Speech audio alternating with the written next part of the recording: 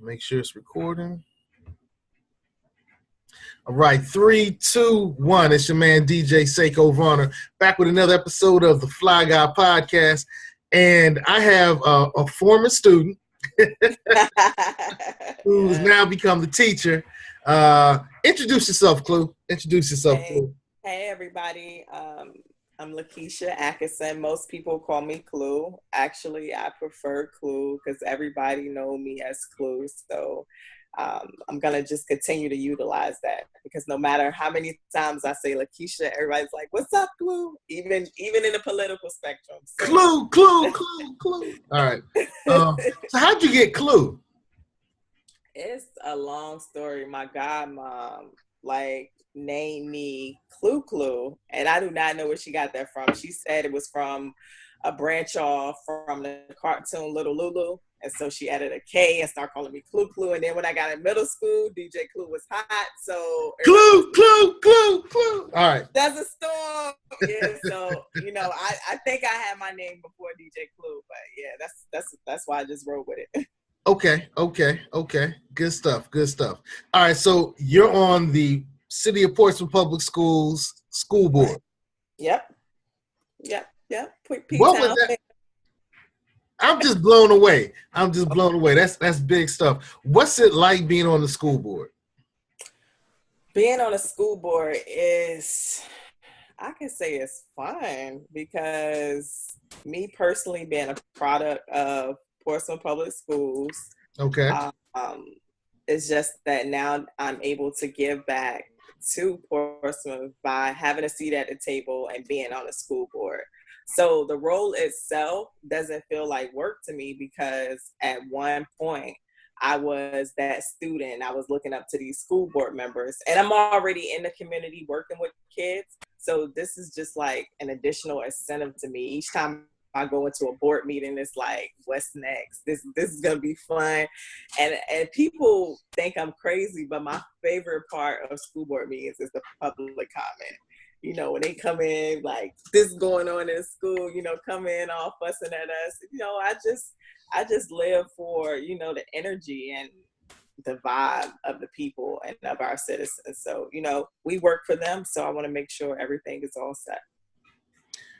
What made you want to run? I wanted to run because the disparity and the suspensions. A lot of our Black kids were getting suspended more than the other races, and I didn't feel like that issue was being expedited by our local board. Also, like I said, I had already been involved in the community working with kids, so I felt like I could make a difference with the policy change as far as suspensions, which is an ongoing situation. But that was my main thing, and to expand our career and technical program like it was when I was going to school. Interesting. Believe, pray, overcome. BPO, that's it. Yeah. All right, so tell me about BPO. BPO started from just me waking up one morning. I mean, I was in a deep thought, and I woke up and I started tweeting, believe, pray, overcome. So each day I would wake up and that would be my morning tweet, my morning affirmation. And so then when I started doing like events, I said, why not name my nonprofit Believe, Pray, Overcome? So that's where the name came from. It was just a daily affirmation, and here we are, my nonprofit. So Believe, Pray, Overcome, and it is what it is. Believe in the things you do, pray about it, and overcome the obstacles. Wow, I'm impressed. From knowing you way, and you had to bring me back because I'm a little old.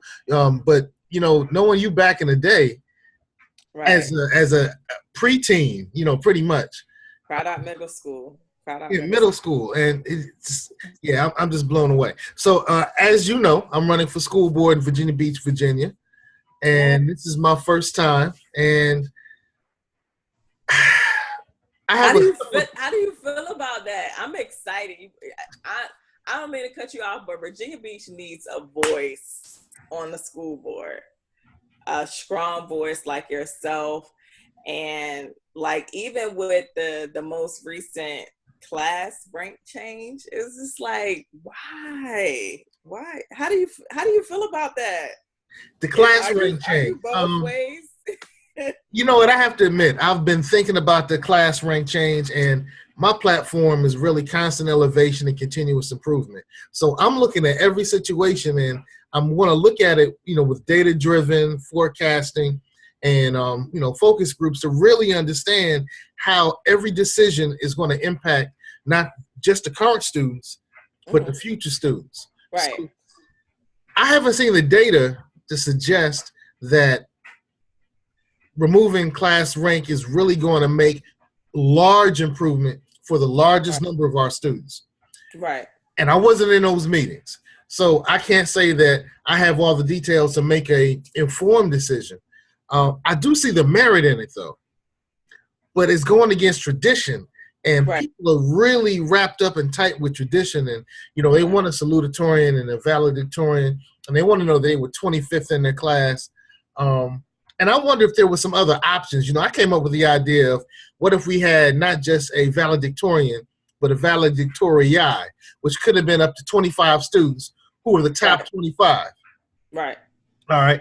And I understand that some students didn't get the benefit, at some schools, didn't get the Floyd Kellum, I think was one, who this student had a 4.25 GPA. But still was not in the top 10 of her class. And that prevented her from getting some of the opportunities that she wanted. Okay. And she thought that was a travesty. And actually, I do too. Wow. I don't think that the school system was the problem. I do think that the college that was making the decision may have been the problem. Okay, so that's going to be like a catch-22 for Virginia Beach then, because I read in an article that they were saying a lot of colleges weren't looking at class ranks. And from talking to recruiters, that's not true. But in that situation, being that the school is not recognizing class rank, maybe that would have helped that student. So it's kind of like a gift and a curse now that I'm hearing that situation. So wow, that's crazy. 4.25 and not in the top 10. Now I know it was that's and see that at that particular school, and it may not have been Floyd Kellum. It may have been one of the other schools. At that particular school, they have an IB program. Gotcha. So now we have students who are in an IB program whose grades are going to be weighted, weighted very heavily, and they still have the opportunity to take honors classes. Oh, wow. Yeah, Virginia Beach tough. Yeah. So if you're not in that IB program, then you're probably not going to be in the top 10, 15 in your class, even if you have a 4.0. Right. Okay. Wow, interesting. Right. So how's it been so far? Well, I'm just starting. I mentioned that I started announcing on Good Friday, just before Resurrection Sunday. And since then, I've just been getting my petitions signed, and I'm almost at the point where I have enough petitions. I want to actually have about 150 more than I need just in case. So I'm actually going to lean to you. What is some advice that you would give somebody running for school board, and why do you think people should join the school board? Matter of fact, answer that question first. Why should more of us get on the school board? More of us should get on a school board because we need voices. We need people that's gonna fight for our children. We don't need any seat fillers. The era of seat fillers just because of power is over.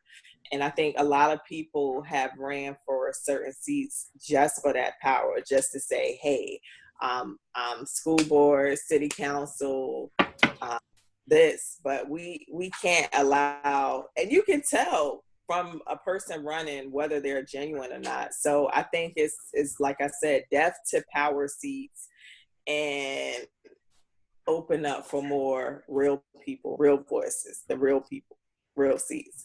Gotcha. So what are some of the changes that you fought for in your seat as a school board member? Well, one of the things I fought for, and we have already looked into it, is utilizing more PBIS, positive behavior interventions, instead of suspending. We looked into not suspending kids for like petty suspensions, like cell phones, just small, being disrespectful to a certain extent. Like if you fuss me out, or I mean, if I fussed out a teacher, I mean, they were getting like 10 days for like fussing out a teacher. Yeah. So we had to come up with more like constructive alternatives in school. And then another thing that I fought for is Portsmouth is the only school system that has a self-defense policy for bullying. So if you are being bullied and you retaliate, we will review it and you will not be disciplined. What? Yeah. We're the only place. Huh? When did that happen? This happened last year. I think we finalized it at our summer retreat, but it's a major issue. And we went forward with it. If you get into a fight and you get jumped, and you're defending yourself, you won't get suspended either, because just being in the school system, whether you're involved in a fight, whether you started or not, everybody's getting suspended. So we review the situation, and if that person was acting out of self-defense in that situation too, then they won't be subject to disciplinary action. So those were the main things. Wow. Yeah. And see, I remember when I was a counselor in the schools in P-Town that, like you were just saying, if you were involved in any degree, and, I used to have to tell students at some point, you stop being defensive and you start becoming the person that's actually becoming the offender, Right. And so, we were really trying to coach students at that time. If you get jumped, only thing I want you to do is block. And that's not real. That's hard. That's really hard. That's really hard. It worked with some students. Yeah. My bad. I was just saying, especially with some kids where their parents are telling them, somebody hit you. You hit them back. Yeah. And, I had to meet with some of those parents when I was a school counselor, and I would share with them, all right, if you're going to tell your child, if you get hit them back. I said, well, tell your child when and where to strike back. All right. So you might not strike back right there in the school building, but you might take their tail out. When they get off the school bus and they're off the bus. Yeah. So, and one of the things that I found that is, if a child can prevent a fight from happening, prevent from retaliating in the building, they normally didn't get suspended while the other student would be home. And when the other student's home, you can beat them up at home, win the fight. You're still in school. They out of school and they got their butt beat. It was, but it didn't work with all the students, but it worked with enough of them. Right, and then I love it. Some situations too with students is the bus thing, getting off the bus is kind of hitting close to still being in school, depending on how bad the situation is, because we have had to bring some incidents that happened at the bus stop to the school for disciplinary action. So it just all depends on the severity of the situation.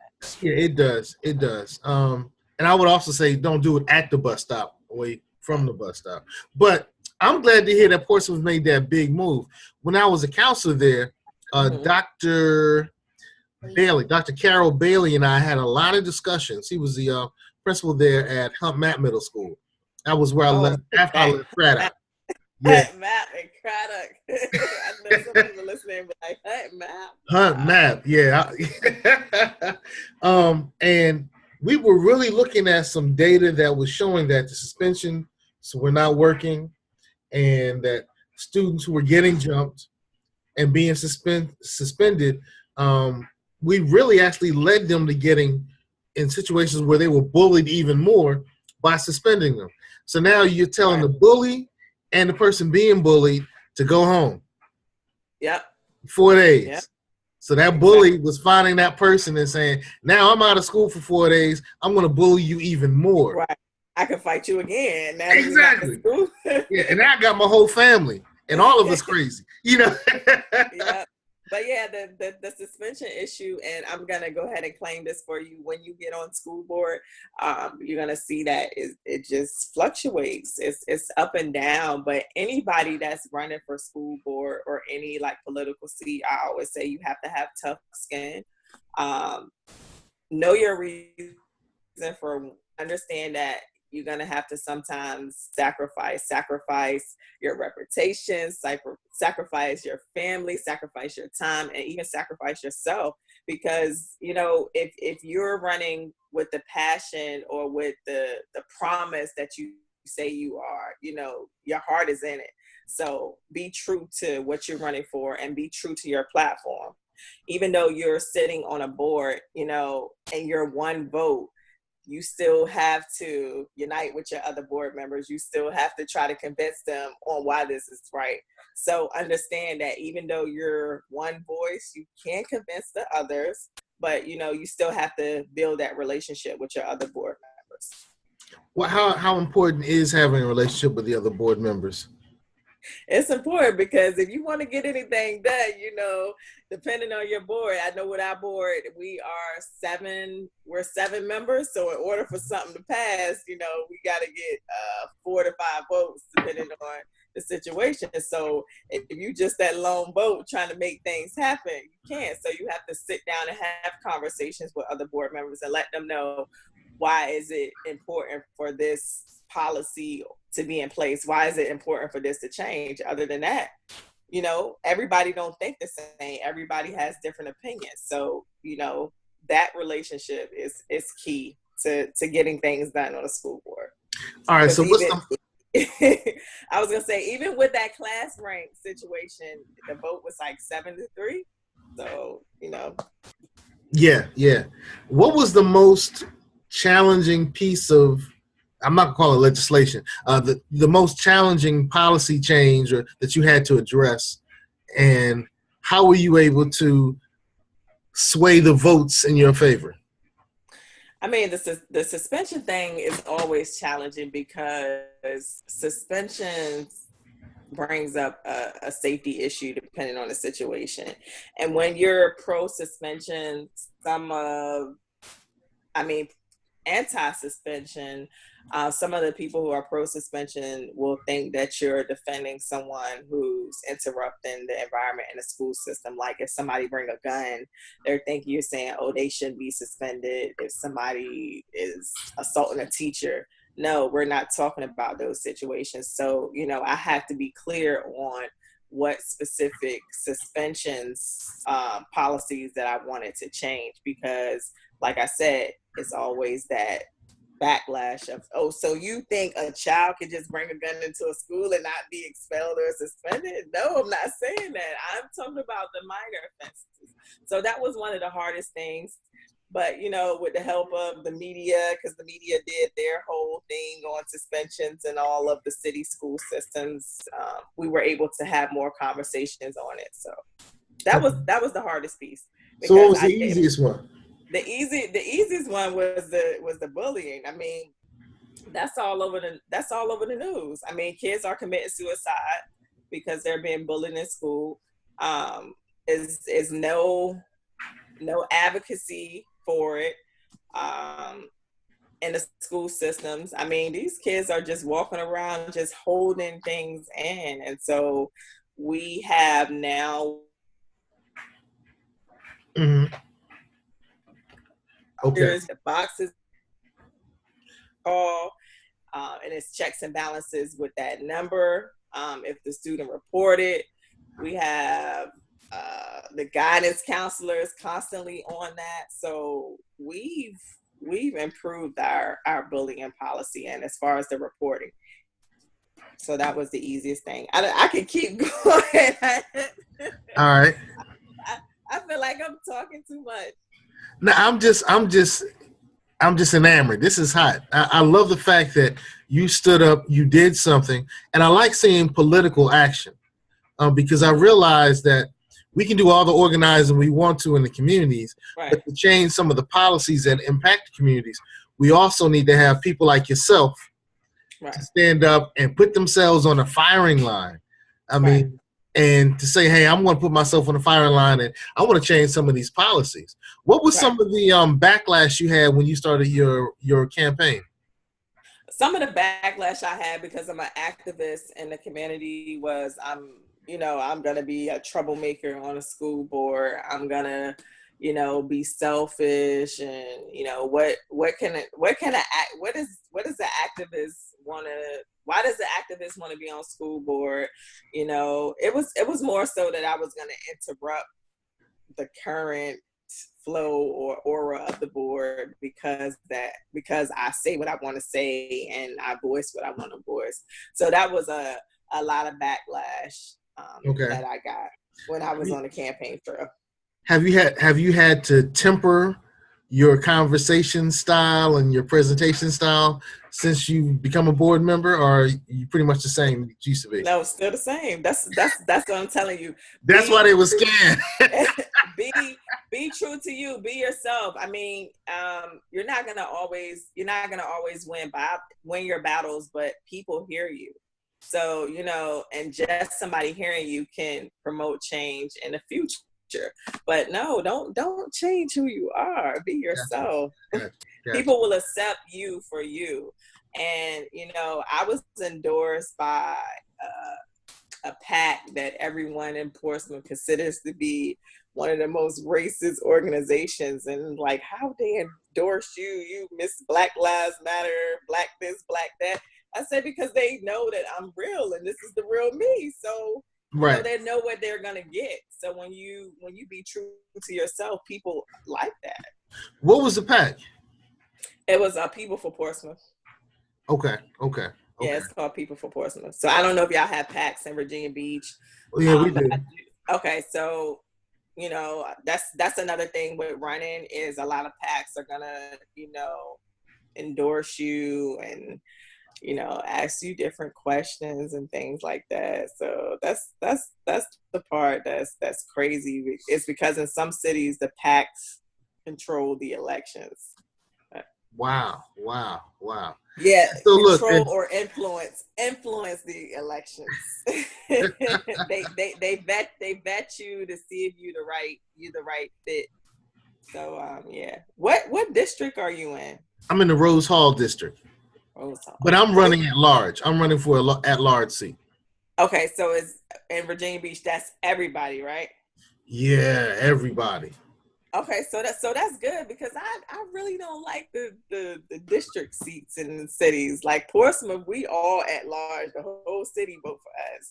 Okay. So yeah, with the I think you guys have like Bayside, Kentsville, and then Norfolk has the same thing like Ward 1, Ward 2. If you think about it, if this person stays in Ward 1 their entire life, they're gonna always win this seat, and that's not a voice for the general population in Norfolk. That's just that one area making this big decision for the city. So it's crazy. What's your next move? My next move, I'm trying to move out of this country. Trying to move out of this country. No, I'm not. I'm not sure. Okay. I really want to see the groundbreaking of a middle school. I really want us to do the middle school. We need a new middle school in Portsmouth. We need that CTE program to launch for the future of our students. And that's career technical education, right? Yeah, career technical education. So I want to see the building. But I'll be in politics for at least 10 years. Oh, okay. Yeah. Good. And this is your first term, right? This is my first term. It expires in 2020. How much did you have to raise to win your seat? Well, I only raised about $800. So What? I wasn't, and you learn, you live and you learn. Um, with the money, I could have got like mailers and did more ads, but I was focused on the whole grassroots campaign of just being out in the communities and just knocking on doors every day and meeting people. So I wasn't really focused on fundraising. But fundraising is important because you need those yard signs, you need your literature, your websites and your advertising and things like that. But yeah, I won with just $800. Wow, salute that. I'm just like more and more impressed. Yeah. That's big. By the way, salute to the Spartans. I understand that you're a Spartan. Yes, behold the green and gold. Yeah, we say behold the green mold here at Hampton University. I'm a Hampton. Oh, whoa. The fake HU. Okay. Yes. How has your experience at Norfolk State impacted your political life? Norfolk State is just that school. I mean, first of all, it's a HBCU, and the culture in Norfolk State is just lovely. The environment. We had some great professors that cared about us academically, and then our deans. I was in the sociology department, so we can go there at any time and talk to them. If we were stressing about school life, it was just an open, inclusive environment in Norfolk State. And I know a lot of people wouldn't think that because it's a HBCU, but I mean, the environment was everything for when I was on campus. So, I mean, it helped me a lot, especially my speech teacher. I could never think of her name, but she always, pushed me to the limit. She's like, no, you can do better than that. She always used to say, you don't know this, but in your future, you're going to need this speech class. And I always used to tell her, like, what I need to take this speech class for? Why do I need to take this? She said, you're going to have a future and speaking is going to be what you're going to need. And another thing that she taught me was about, again, sacrifice, because she told me how she left her 6-figure job and became a professor at Norfolk State. And she embedded in me that it isn't always about the money. It's about your peace of mind and your inner peace. So I learned that from her. Interesting. Yep. Wow. What's the next big move in education? Because I'm sure that the school boards are always looking at trends and things that are happening. So what's some of the trends or things that the school board in Portsmouth is looking at? We're trying to build more partnerships. Again, like the trade school thing is big. We're trying to build more partnerships with trade schools and apprentice schools because, a lot of our students, don't want to go to college anymore. So we have to lay out that platform for the apprentice programs. And that starts by building partnerships. So where I seen something, I shared an article, it was in Northern Virginia. You know how they do like sign-ins for like sports and how we did this big college day for other for students who signed. They did an apprentice school signing. So every kid, those 8 kids that left the high school was basically signing on to a job where they was making like $20 an hour out of high school. Right. Had benefits, life insurance, everything. So I seen that. I was like, I want to get to that level because, how would you feel as a student leaving high school? You starting off at $20 per hour, college isn't for everybody. Yeah, I agree. My last role before my current role, I'm currently the one-stop operator for the Hampton Roads Workforce Development Board through TCC. But prior to that, I was the access advisor at Green Run High School in Virginia Beach. And also at Booker T. Washington High School in Norfolk. And one of the things that we focused on was, of course, we helped heavily the students who were going to college. But I had a heart for those who are like, Mr. Varner, college is not for me. And I was like, I know what is for you. Because the deal is education and experience is going to make you a more valuable person. So you can get your education and experience in different ways. You might be one of those students who starts off in a job, realizes later on that a little more education would benefit them, and then you go back when you're ready. You know, while Tom and Susie might be ready to go now, you might need 5 years. All right, but let's make sure that you make some great decisions in a career field that's blossoming, and that you get trained in that field so you're more and more valuable. And so I love the CTE program. I think those type of partnerships are even more valuable because right now in Hampton Roads, you know, we have employers that can't find eligible employees, and they're not looking for college trained people. They're looking for somebody who just was trained in a specific area. And this mercantile program and mechatronics and all these things are a combination of manufacturing and electronics. And you know, some of the students at Green Run were walking out of Green Run with all the credentials they needed to go into mechatronics.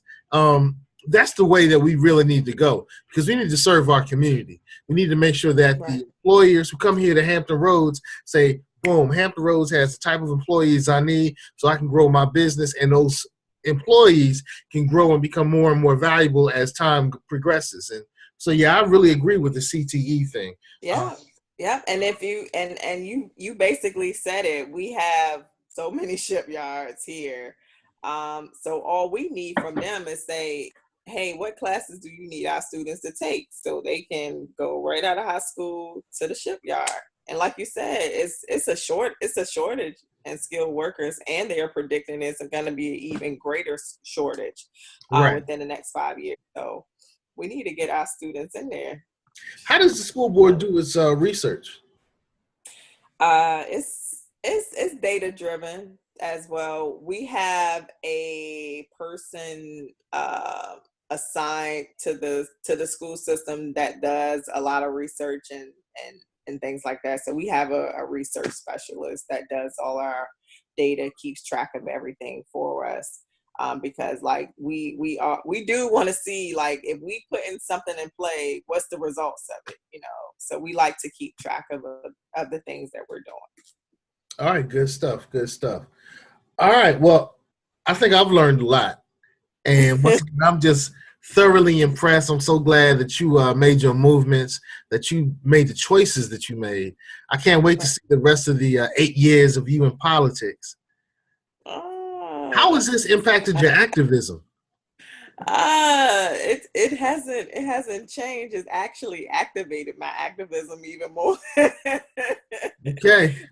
Yeah, it activated it even more because it's like now, you know, not only are you an activist in the community, but you're activist on the school board. You know, you still fighting in a way, but you're fighting for education. So it activated it even more. Well, keep up the good fight. Thank you.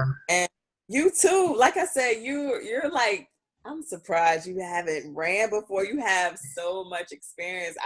I want to go and send me a text to like one of your forums or your debates so you can run down like your resume. I mean, you're gonna need like 2 pages to name everything that you involved. Have you actually sat down and wrote down from the beginning of your career all the things and all your experience in education? You know, I do, but I keep editing it because it's too daggone long. I know, it's like 2 pages. Yeah. I've done some stuff.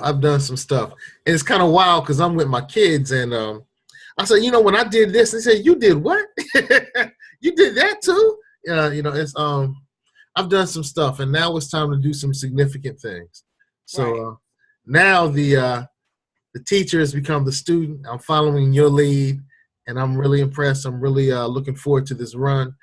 I'm going to go ahead and claim it myself too. So I'm looking forward to being on the board, and we're going to make some big things happen.